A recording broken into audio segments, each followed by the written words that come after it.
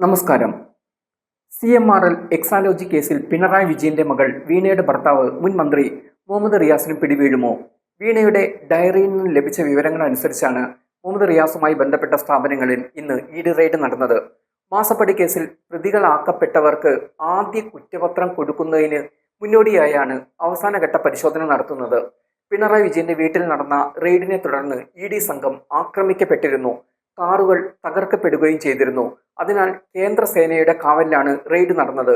എന്നാൽ ഇപ്പോഴത്തെ റെയ്ഡിൽ CPM നേതാക്കൾ നിശബ്ദത പാലിക്കുകയാണ്. CMRL എക്സാലോജി കേസിൽ അന്വേഷണം മുന്നോട്ട് പോകുമ്പോൾ തന്നെയാണ് മുഹമ്മദ് റിയാസ് കൂടി ഇഡിയുടെ റഡാറിലേക്ക് നീങ്ങുന്നത്.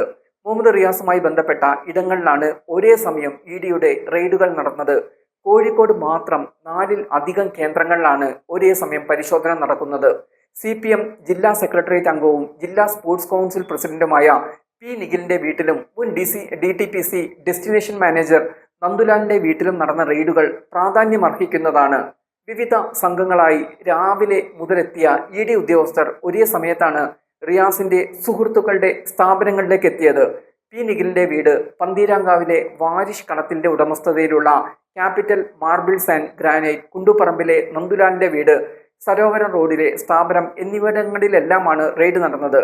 എക്സാലോജിക്കിന് പുറമെ ലേക്കർ ഇന്ത്യ കോർപ്പറേഷൻ എന്ന പേരിലും വീണയുടെ പേരിൽ കമ്പനി ഉണ്ടെന്ന് ഇഡിക്ക് വിവരം ലഭിച്ചിരുന്നു.